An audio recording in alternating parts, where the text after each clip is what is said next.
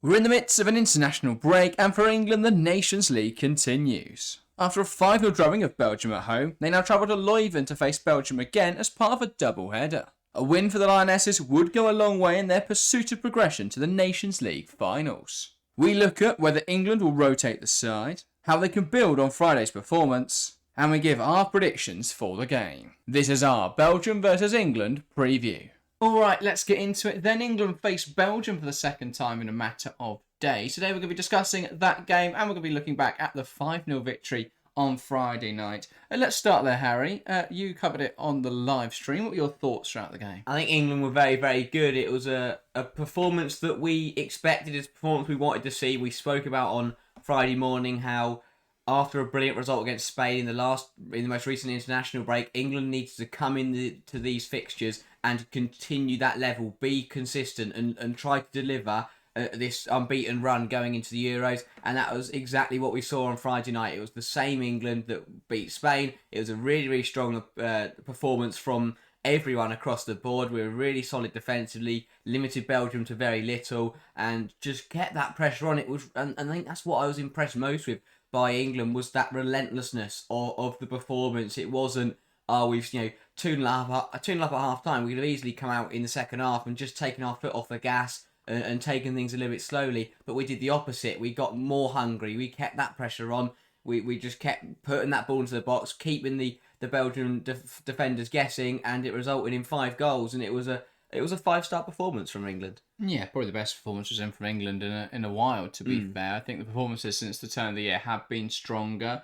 I think over the last few seasons we've seen a gradual decline in that level, but I think this has shown that going into the Euros this summer, England are in a really good place. I think this is probably the best attacking performance we've seen from England under all of Wiegman's reign. So that's a really encouraging sign going into the tournament this summer. I do think Belgium looked patchy. Yeah. I think especially defensively they really struggled to just be organised Yeah. against that England front line, and they just got overloaded constantly. Yeah, their box defending was sloppy, to be honest, and that was the main thing for Belgium, was that they knew that England were going to get the ball wide and get that ball into the box, and they sat deep. They played a 5-3-2 Belgium, and their game plan was to just try and stop England getting the ball into 18-yard box, and that failed massively. England had England had 7 corners at half time. That first half, England were doing so well to get that ball wide and get the ball in. And yes, Belgium were blocking it, but they were just putting it out for corners, which meant England got more chances. The 2 goals in the first half both came through corners. Belgium just didn't do well enough. In the second half, it was again really sloppy. The 5th goal took a deflection. The 4th goal, I mean, it's basics of football, not dealing with a bounce. Allowing Jess Park to just run through on goal was really poor, complete mix-up between the two of the centre-halves there, with Iliano and I think it was it Janssens there as well. Both of them just completely misread the ball from Hannah Hampton and put Park through on goal. Simple stuff, not reading a bounce. So Belgium, they really didn't cover themselves in glory. This was a much worse performance from what we saw from them. They took the game to Spain. They should have beaten them. They took the game to Portugal. Here, though, against England, they really weren't good enough, and England took advantage of that. So, yes, we'll give the credit to the Lionesses, a brilliant performance, but on another day, if Belgium play a bit better, potentially on tomorrow night, if Belgium play better, it will be a much more competitive game. Not saying that they're going to win the game or anything, but I do think it'll be a lot closer in terms of the scoreline. Yeah, you mentioned there the poor box defending, and again, I think that comes down to structural problems, because you've got players in the Belgian team who are able to defend the penalty area. I mean, Amber Tissiak's a very accomplished footballer. Yeah. So, and Justine Van Havermet as well. So you've got players in there who play regular WSL football. So they should have been able to deal with that more effectively. So I just think the organisation was a bit all over the place. I think they missed striker Tessa Williet, who is usually their talisman. So I think that was a huge loss. But you can't put a 5-0 result on the fact they can't box defend and the fact their striker wasn't fit. That's just a really poor excuse. I think it was a poor performance from Belgium, and it's got to be better really at home. Yeah, which it should be. I think that will make a difference. The fact they are at home. To be fair, I can't see it getting worse, Belgium. No, I do think that, as you say, it should be better. I'd expect to see a system change. I think they will potentially go back to the 4-back that we saw against Spain and Portugal. Well, that worked because, especially against Spain, they were able to attack quite effectively. Now, I think England are defensively much better than Spain, but I still think they can be hurt in the right situation. So Yeah. that if Belgium are looking to be a bit more competitive, maybe playing a bit more on the front foot would be helpful. Yeah, because as you say, they didn't come forward. They had no outlet. I don't think Yearlings did very well up front. And to be fair to Taloba, she's not a striker. So it was very, very difficult for... Neither's Erlings, to be Yeah, fair. she isn't. Yeah, that is true. But at least she's more an attacking player. But not they shouldn't have a way to get out. The long ball was constantly cut out. England spent the majority of the match with 10 outfielders inside that Belgium half. There was just no outlet. I know that from watching the WSL, seeing this Belgium side does seem weird when you've got Janice Kamen playing as a centre back in a 3-back system when there are other options to rotate it round and mix it up. It is a little bit bizarre to see, but it's where they play for Belgium. You know, Van Havermet, again, a player who we're used to seeing play centre half for Everton. That's the confusing thing. Do you not just swap Van Havermet and Janice Kamen and play them in positions they're more comfortable in? Yeah, it was. I know Van Havermet's naturally a midfielder and she just plays a more defensive role for Everton, but would you not just swap Van Havermet and Janice Kamen? Potentially so. There was a bit of their build up. They tried when they did have the ball. That did happen at times. With Kamen would pick the ball up, she'd drive into the space, and Van Havermet would drop in for her. But that just happened too little, to be honest, for me. And I really don't think. I think Janice Kamen, yes, she can play anywhere. I think if you're gonna play a 4-back, I think you're fine to drop her deeper as one of those, as either left back or right back or potentially on a wing. But I think if you're gonna play a 3-back, don't play her as one of the back three. Because for me, that just doesn't work, and it clearly didn't in this game. Yeah, as you say, I think a player who can contribute immensely, but probably not in that role. Yeah. But yeah, it was a performance from Belgium. It just didn't really, they never really got going. England, though, absolutely dominant. If you look at the statistics, 69% possession for England. I think that's the highest I've seen in a very long time, since the days we were playing the likes of San Marino. So that's really encouraging. 19 shots in this game, 10 on target, 9 off target. You mentioned a lot struck the post as well. Yeah. So yeah, really impressive performance from England. The goal scorers, 4 coming as Chelsea players, and then of course Jess Park as well with a good goal. I thought really impressive performance from England. One worry then to talk about is the injury for Lauren James. Still, we don't really have a timeline or much information on this, but we couldn't say with a fair amount of certainty she won't be involved in this second game. Yeah, absolutely not. It was a precautionary bringing her off at half time, but if Sonia Bompastor hears the word Lauren James precautionary, I think she's going to be on that phone to Wiegman saying, don't you even think about giving her quickest flight back to the UK. Yeah, straight back. I forgot she's in the UK anyway. Yeah. Why? Stay. Just get on a bus. Get on a bus, don't get on a plane. But yeah, I think that it was a shame for Lauren, and hopefully from a Chelsea point of view that she will be okay to finish the season. It won't be anything serious. But equally also from an England and Chelsea point of view, brilliant for Aggie Beever-Jones to get a full half of England football in an England shirt. Great to see her get her first I team thought she looked goal. really good off the left-hand side, and it's something that Chelsea, I think, will have to think about, because if Guro Reiten isn't fit until we're looking more at the second leg for the Barcelona game, if Lauren James is out, which we hope to God she isn't, but a hamstring injury is always going to be a worry, Chelsea have a problem. They could play Sondi Baltimore there, but then leave Charles deeper, or they could, of course, keep Baltimore in that role and bring in someone like Beever-Jones. So they've got options, but that will be a concern, probably something we'll be talking about over the next few weeks. We'll just have to see how serious this Lauren James injury is. Looking forward, though, to tomorrow night's game then. How do we expect England to line up? It's away. Do you think they'll go full strength again? Do you think there'll be some rotations in there? What do you think we'll see from England? I think it's going to be interesting. As you say, I would expect to see some rotation. I think Beever-Jones deserves to come in and start from the off, especially if with Lauren James being injured, because I think that she did very, very well in that combination with Mead and Russo. I think I do think that we will see certain areas, but do you favour form? Beth Mead had a brilliant game again, and she's playing very, very well. But do you drop her to bring someone else in? Potentially not, because England are really struggling actually in certain areas. Well, I wouldn't be surprised if Kelly's gone back to Arsenal, so she won't be involved. If she was fit, I think she would have got minutes on the left or the right. I wouldn't be surprised if Mead did play, because she's not played a whole lot for Arsenal. Yeah. So it's not like there's going to be that pressure on her not to play. I think Charles should be benched, Bron should be benched, Bright should be benched, Hull should be benched, maybe even Hampton. All the Chelsea players sit and watch this one. But no, I think we will see a bit of rotation. I think Maya Letizia is someone who should be coming in and getting minutes here. I think at least a half, hopefully, for Maisie Simmons, or at least 20 minutes for Maisie Simmons would be really nice. give Walsh at least a break if the game's comfortable. I mean, I don't know why that wasn't a sub that was made in this game. Yeah. That would have been an obvious one for me, but there you go. Other than that, yeah, I think they'll go fairly strong. I just hope there's a bit of rotation because they've got players on the bench who can come in and contribute. Yeah, I think the other main one will be Jess Park coming in for one of Clinton or Toon. Yeah. Especially the fact she came on and scored, and well, actually, to be fair, her finish was very number 9-esque, to be honest. The way she ran in behind and slotted it 1-on-1 with the goalkeeper. But I do think that Park will come into this game.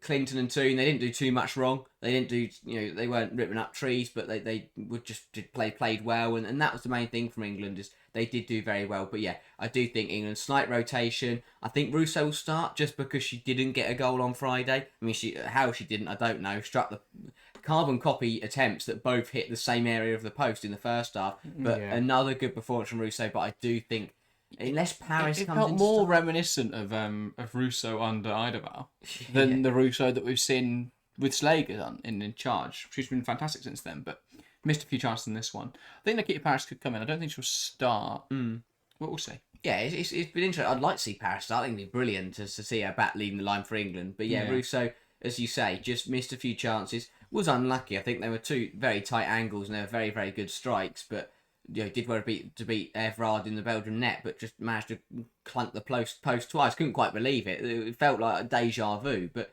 yeah, I do think it'll be interesting to see whether Paris is chosen. Paris obviously play on the right if they don't want to play Mead. But again, as you say with Mead, she hasn't played too much. So and I think at the moment Paris is considered as sort of a backup striker in that role. We saw her come on and play a cameo role in the Spain game in that position. I think if she is going to be part of this England squad, the fact that she's played up front for Brighton this season, that's probably the role she should be used. And I think that's going to be really interesting now to see who's preferred between Paris and Beaver Jones. I think going into the Belgium doubleheader, you'd have said, well, Paris is probably slightly favoured because she's played a bit more for Brighton this season. She's got that experience.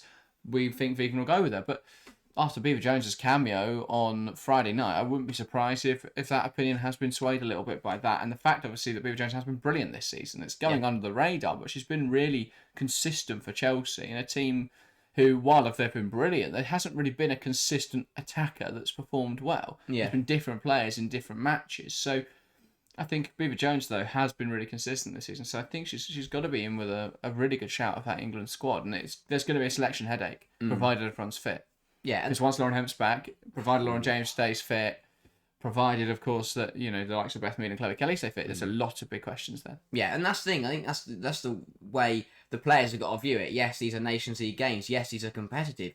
But for everyone who gets called up for England right now, these are auditions. For those, as you say, for those squad players, for those backup players, this is their opportunity when they get that cameo to prove to Wiegman that they deserve to be on the plane going to Switzerland in a couple of months' time. That's what Beaver Jones did. She was given 45 minutes to prove to Wiegman how good she is, and she did exactly that. Same with Jess Park as well, because I think if you're looking at the squad going into this summer, you'd say Clinton and Toon are fairly nailed, given how much they've played for England. And if you're saying that Lauren James could play that role, I think there was an opportunity there that Park wouldn't be in the squad this summer if she wasn't preferred. But really good performance here, there's a good chance she will be. That's why I want to see Maisie Simmons in the game tomorrow evening, because if not, if Stanway isn't fit for this summer, and I can't see any way Ruby Mace is back. I don't know the situation on Blinker Brown, but it's looking like there's a good chance Maisie Simmons is going to be in the England squad this summer. Yeah. If that happens, we need to have seen her in an England shirt before that point. So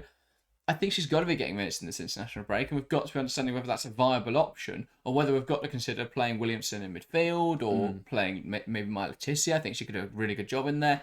But those options have got to be looked at in case of emergency. Yeah. Especially because, we'd be left with only Kira Walsh, and God forbid anything happened to her. Suddenly there's no England midfielders that have played that role going into the Euros. That would be a huge concern. So I think Maisie Simmons has got to get an opportunity in there, or someone's got to get an opportunity in that more defensive role. And I'm not just saying that because I want Kira Walsh to get at least 45 minutes rest. I think we've got to see meaningful minutes there. But really good performance from Friday night. That should be carried into the Tuesday night game. Belgium, what can they change? I think they should, and they will change system. I think they'll realise that trying to go defensive just didn't work, and they got picked apart too easily. as we mentioned, the four back they played against Spain and Portugal worked a lot better, and they were very competitive in those two games. So I think they will revert back to that four back system. They've got the home crowd. They can make it very difficult. It's a big ask to get a result, but I think that for Belgium, this game tomorrow night will be about seeing improvements. Because if you go from losing 5-0 to only losing by 1 or 2-0, that's a decent showing. That shows progress. That shows that they up the performance clearly. Realistically, if they want any chance of staying in the Nations League, they're going to have to try and get something from either England or Spain now, because beating Portugal just wouldn't be enough, especially the fact that Portugal have now drawn with England, beaten Belgium, and took the game to Spain very well on Friday night. So there's work to do for Belgium in terms of the competition, but I think they'll look at this as just one game to show that they can put up a decent performance, that they can, over 90 minutes, not just get battered by England constantly and actually put up a bit of fight. Well, that is the fear. It's plausible Belgium are knocked out tomorrow evening. If Portugal get a win against Spain, then Belgium would be out of the competition. So, yeah, there is a bit there to play for. I still think, regardless of how they get on, they're going to struggle now to get ahead of Portugal and Spain. But yeah, I think it's a really interesting situation. For England, obviously, a Portugal win would be an incredible result, because England would pretty much be there in terms of win. They just need to get a draw against Spain and then a positive result against Portugal, and they would top the group, which is exactly what England want. That would be qualification for the Olympics. And the worry now for Spain has to be that at the moment they wouldn't be going to the Olympics. Yeah, and that's the thing. Well, there's no chance they're going to the Olympics. I mean, some people don't really give the Nations League credit, and to be fair, I myself don't view it as a massive tournament. But in the women's game especially, finishing top of your group gives you an opportunity to win 2 other international trophies. You go through to the Nations League semi-finals, and somehow all the qualification for the Olympics works that way. But I think that obviously Spain, they're the reigning champions. LA. Who doesn't want to go to LA? Oh, no one. No, everyone. Because everyone doesn't want to go. No one. Everyone wants to go to LA all the time. And because there's not enough football being hosted in America over the next few years. So we need to go again. So that should be good.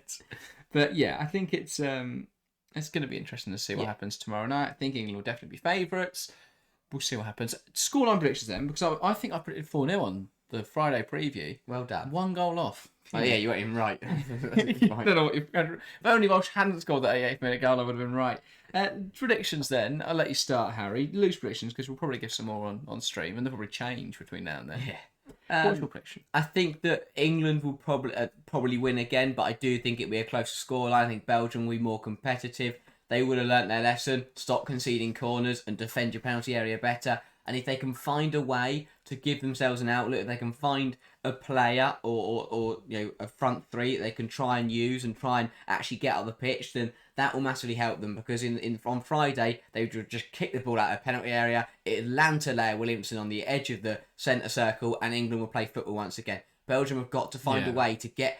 I'm not saying they have to get the ball down and play football. They can still go long, but if they need an outlet. They need an outlet. If they find one of them, it will be a completely different game, because they'll actually be able to take some pressure off them at times. But I think that if they don't manage to find a different way to play, if they try and play the same way, then it will be another battering. But I think they will change, and I think it'll be a more competitive scoreline. Belgium should do what Leicester did when they didn't have a striker, and just put the biggest player they can find. Van Havertz. Yeah, or Janice Kamen, of course, who played up front for Leicester. So they've got options. But it'll be interesting to see what they do in that regard. I think it'll be another comfortable win for England. I don't think it's going to be 5-0. I'd say something more like 3-0, I think, will be fitting for this game. I think Belgium will be stronger. As you say, I think we will see possibly a shape change, and they'll probably be a bit more wary of where England's threat comes from. So... yeah, I don't think it's going to be easy for England, but this should be a game after what we saw on Friday night that is fairly comfortable. Yeah, as you say, England should rotate. Belgium will probably play better. That concludes to a closer game, but still an England win just because of the quality. Yeah, probably so. But that rounds up this video. We'll be back tomorrow night with the live stream. Thanks everyone that joined us on Friday night. And apologies again for the technical difficulties. We have hopefully, fingers crossed, looking at you, Harry, have fixed all the problems that we had on Friday night. So we should have an uninterrupted broadcast on Tuesday. So join us tomorrow evening, and then of course this weekend back with FA Cup semi-finals. Good time to be alive. We're back on Wednesday to break down the England games, and on Friday to preview the FA Cup. So look out for all of that content for up this week. That though is everything from us today. If you're new around here, make sure to hit that subscribe button. Thank you guys very much for watching, and we'll see you next time. See ya.